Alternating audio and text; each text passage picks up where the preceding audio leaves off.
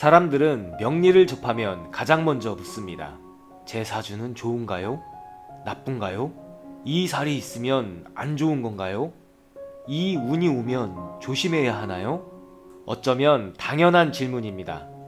누구나 좋은 운을 만나고 싶고 나쁜 운은 피하고 싶습니다. 좋은 말을 들으면 마음이 놓이고 좋지 않다는 말을 들으면 괜히 마음 한쪽이 무거워집니다. 하지만 명리를 조금 더 깊이 들여다보면 좋고 나쁨으로는 설명되지 않는 세계가 있습니다. 어떤 사람에게는 힘든 모습으로 드러나는 기운이 또 어떤 사람에게는 자기 마음을 돌아보게 하고 삶을 더 넓게 바라보게 하는 힘이 되기도 합니다. 같은 글자, 같은 기운, 같은 신살이라도 그것을 어떤 마음으로 바라보고 어떤 방향으로 쓰느냐에 따라 전혀 다른 삶의 모습으로 피어나기 때문입니다. 어쩌면 명리는 미래를 맞히기 전에 먼저 나에게 이렇게 묻는 공부인지도 모릅니다. 너는 지금 네 삶을 어떤 마음으로 바라보고 있느냐? 예를 들어 효신살이라는 말을 들으면 많은 사람들은 먼저 불편해합니다. 이름부터가 무겁습니다. 효신, 올빼미 효, 귀신 신 또는 보이지 않는 기운을 뜻하는 신으로 볼 수 있습니다. 그래서 이름만 들으면 어딘가 어둡고 무거운 기운처럼 느껴집니다. 하지만 이름이 무겁다고 해서 그 뜻까지 반드시 흉하게만 보아야 하는 것은 아닙니다. 옛 해석에서는 효신사를 부모와의 불화, 가족 인연의 어려움, 특히 어머니와의 관계 문제처럼 흉하게 설명하는 경우도 많았습니다. 그래서 누군가는 그 말을 듣는 순간 마음이 얼어붙습니다. 나는 부모 복이 없는 건가? 나는 가족 때문에 힘든 팔자인가? 내 삶에는 가까운 인연이 고통으로 오는 건가? 하지만 정말 그럴까요? 명리의 글자는 나를 겁주기 위해 있는 것이 아닙니다. 그 글자는 내 삶에서 어떤 마음의 습관이 반복되는지, 내가 어떤 관계 속에서 자주 흔들리는지, 무엇을 들여다봐야 하는지를 비춰주는 하나의 거울일 뿐입니다. 효신살도 마찬가지입니다. 효신살을 단순히 가족 인연이 나쁘다, 부모와 안 좋다, 가까운 사람이 나를 힘들게 한다, 이렇게만 보면 그 기운의 절반도 보지 못한 것입니다. 조금 더 깊이 보면 효신살은 가까운 인연 속에서 일어나는 사랑과 집착, 보호와 간섭, 의존과 독립의 경계를 묻는 기운일 수 있습니다. 나는 사랑한다는 이유로 누군가를 붙잡고 있지는 않은가? 나는 효도라는 이름으로 내 마음을 죄책감에 묻고 있지는 않은가?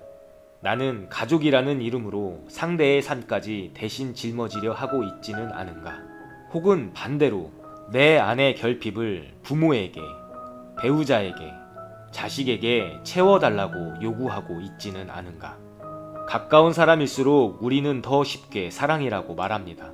하지만 가만히 들여다보면 그 사랑 안에 때로는 걱정도 있고 기대도 있고 두려움도 있고 내가 버림받고 싶지 않은 마음도 숨어 있습니다.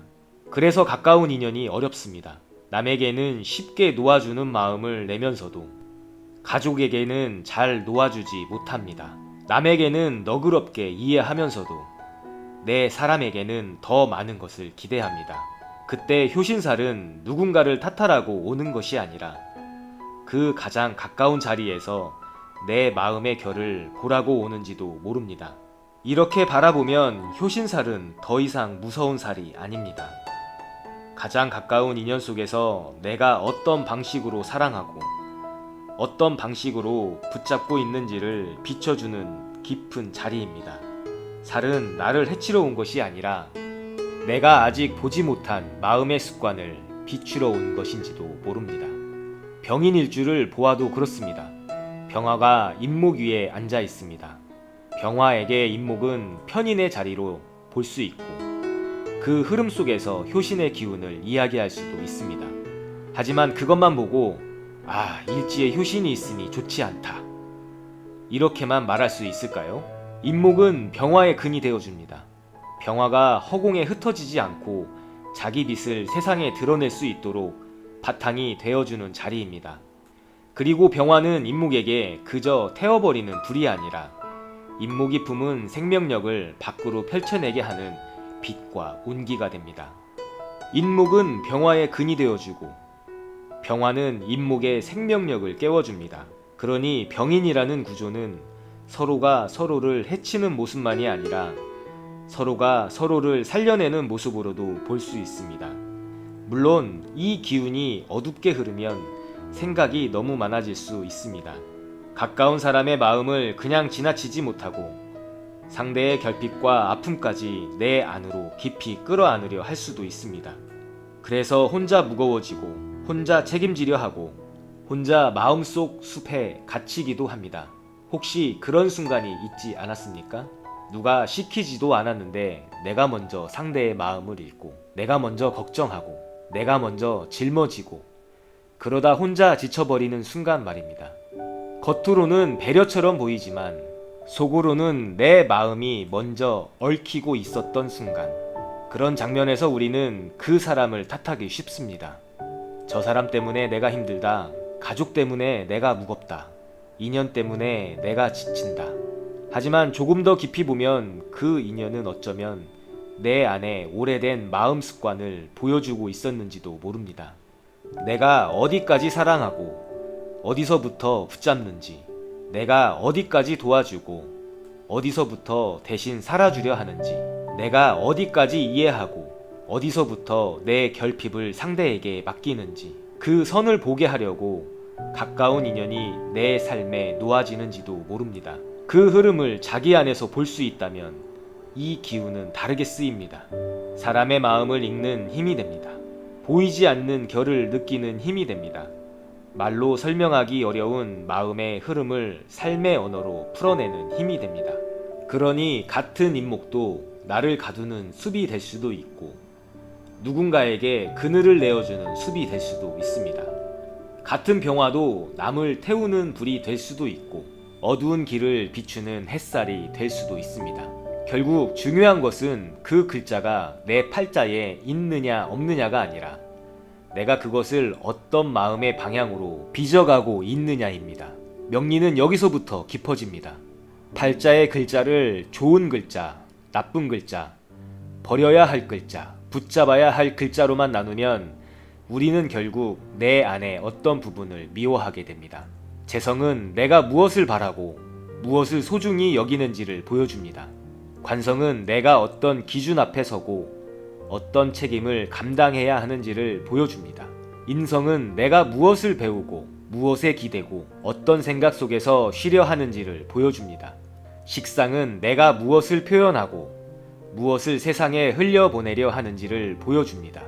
비겁은 내가 나 자신을 어떻게 세우고 사람들과 어떻게 어깨를 나란히 하려 하는지를 보여줍니다. 결국 팔자의 글자들은 나와 무관한 기호가 아니라 내가 살아가며 마주해야 할 내 안의 여러 얼굴입니다. 어느 하나를 적으로 삼는 순간 나는 내 안의 한 부분을 미워하게 되고 어느 하나만 붙잡는 순간 나는 내 안의 다른 부분을 외면하게 됩니다. 사람도 그렇지 않습니까? 우리는 내 안의 밝은 모습만 나라고 인정하고 싶어 합니다. 친절한 나, 이해심 많은 나, 성실한 나, 좋은 사람이고 싶은 나.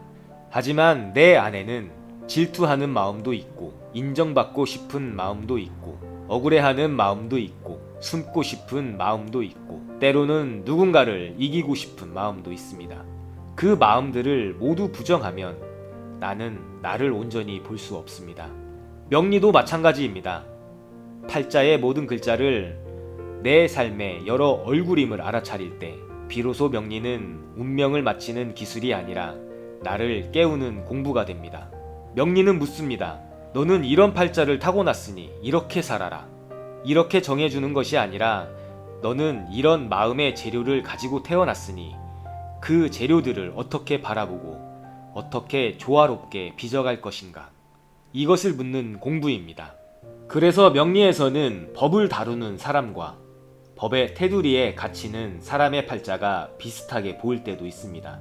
같은 관성이라도 누군가는 그것을 법과 질서, 책임과 기준으로 써서 판사, 검사, 경찰, 공무원, 관리자처럼 공적인 질서를 다루는 사람이 됩니다.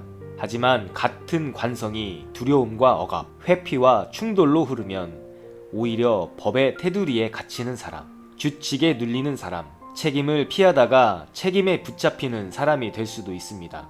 글자는 같습니다. 기운도 비슷합니다.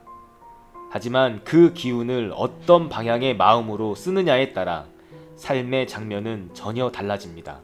관성은 묻습니다. 나는 질서를 세우는 사람인가? 아니면 질서에 눌리는 사람인가?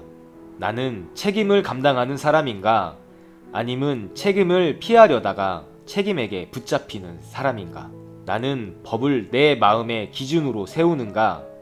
아니면 법을 두려움의 감옥으로 만드는가? 우리는 흔히 결과만 보고 말합니다. 저 사람은 좋은 팔자를 타고났다. 저 사람은 나쁜 팔자를 타고났다. 하지만 정말 그럴까요?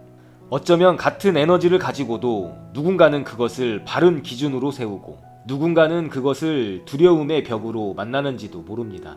누군가는 책임을 통해 성장하고 누군가는 책임을 피하다가 더 큰 책임 앞에 서게 됩니다. 누군가는 질서를 세워 사람을 돕고 누군가는 질서와 부딪히며 자신의 마음을 배우게 됩니다. 결국 같은 글자라도 알고 쓰면 삶을 돕는 힘이 되고 모르고 끌려가면 반복되는 습관이 됩니다. 그러니 팔자만으로 한 사람의 삶을 단정할 수는 없습니다. 누구를 부모로 만났는지, 어떤 환경 속에서 자라났는지, 어린 시절 어떤 말을 들으며 컸는지, 무엇을 배우고 익혀왔는지, 반복해서 겪어온 일들은 무엇인지, 그리고 무엇보다 스스로 자기 마음 안에 쌓아온 결에 따라 그 기운은 전혀 다르게 드러납니다. 팔자의 글자가 씨앗이라면 부모와 환경과 교육은 토양입니다. 그리고 내가 반복해서 짓는 마음의 방향은 그 씨앗에 주는 물과 햇빛입니다. 같은 씨앗이라도 어떤 땅을 만나느냐에 따라 다르게 자랍니다. 같은 땅에서도 어떤 손길을 받느냐에 따라 다르게 피어납니다. 그리고 모든 것을 부모 탓, 환경 탓으로만 돌릴 수도 없습니다. 분명 세상에는 부모와 환경이 온전하지 못했음에도 자신의 마음을 곧게 빚어 그 모든 것을 넘어서는 사람들이 있습니다.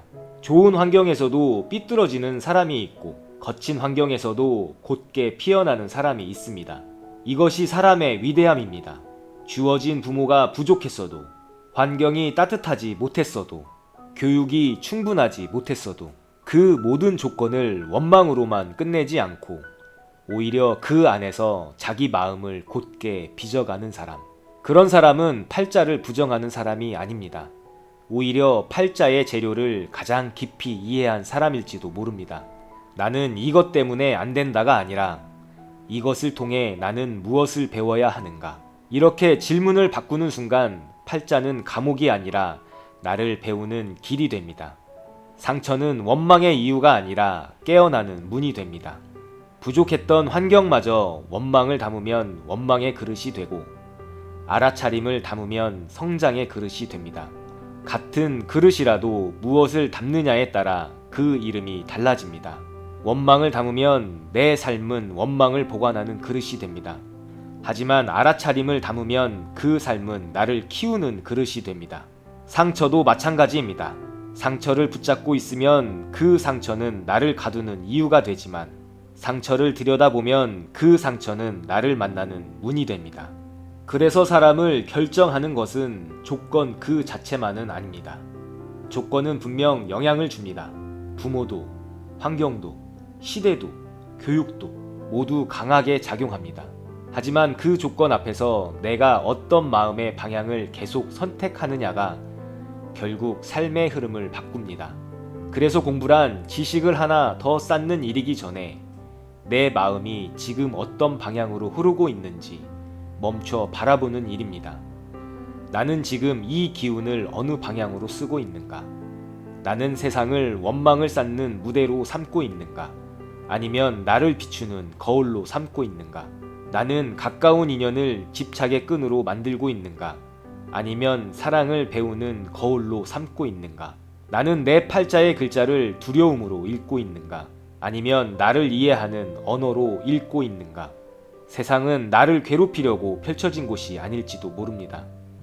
이 세상은 내가 외면했던 나를 다시 만나도록 펼쳐진 가장 값진 무대일지도 모릅니다. 부모도, 자식도, 배우자도, 나를 힘들게 한 사람도, 나를 웃게 한 사람도, 내게 온 운도, 내게 주어진 팔자의 글자도 결국은 조용히 나를 향해 묻고 있습니다. 너는 지금 어떤 마음으로 이 장면을 보고 있느냐? 혹시 삶에서 같은 일이 반복될 때가 있지 않습니까?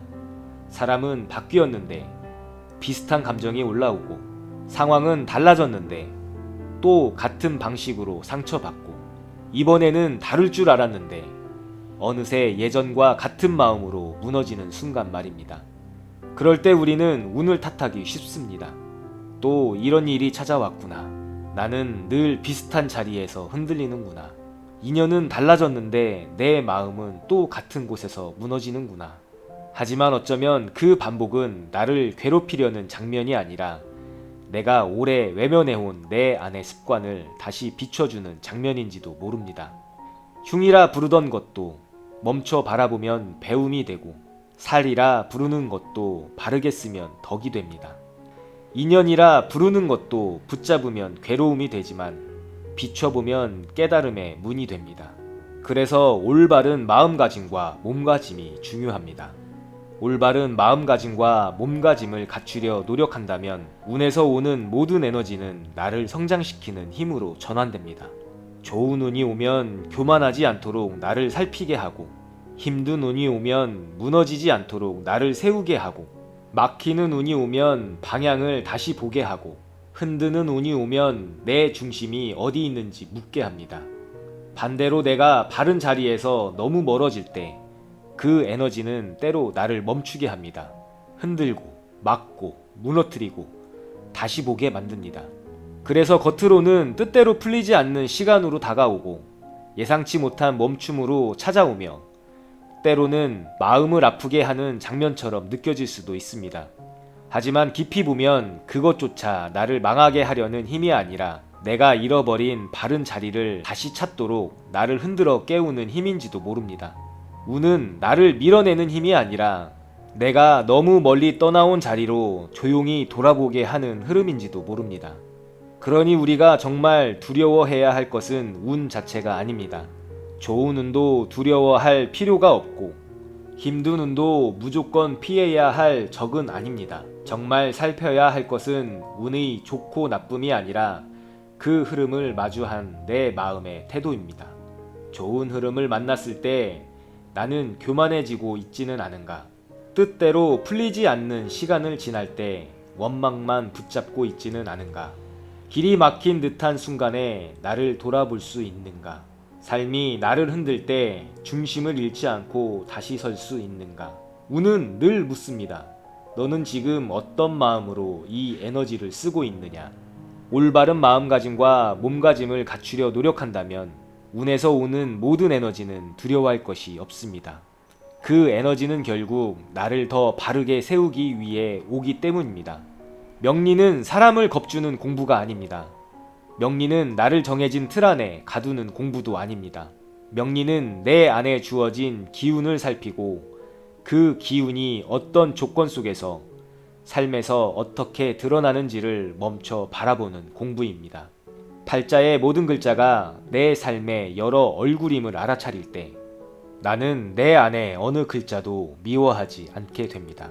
살도 나를 가르치는 스승이 되고, 흉도 나를 깨우는 신호가 되고, 운도 나를 성장시키는 바람이 됩니다. 그러니 명리를 공부한다는 것은 미래를 맞추기 위해서만이 아니라 지금 이 순간에 나를 보기 위한 일인지도 모릅니다. 나는 어떤 씨앗을 품고 태어났는가? 나를 자라게 한 토양은 무엇이었는가? 그리고 지금 나는 그 씨앗을 어느 방향으로 키워가고 있는가? 이 질문 앞에 설 때 비로소 명리는 운명의 말이 아니라 삶의 지혜가 됩니다. 바른 마음과 바른 몸가짐 위에서는 어떤 운도 결국 나를 무너뜨리는 힘으로만 머물지는 않습니다. 그 모든 에너지는 나를 나답게 깨우기 위해 찾아오는 삶의 공부일 뿐입니다. 오늘도 내게 오는 운을 두려워하기보다 그 운 앞에 서 있는 내 마음의 결을 조용히 바라보면 좋겠습니다. 나는 지금 나를 어떤 사람으로 빚어가고 있는지, 그리고 이 세상이라는 값진 무대 위에서 무엇을 배우고 있는지. 우경, 삶을 비추는 작은 지혜였습니다. 감사합니다.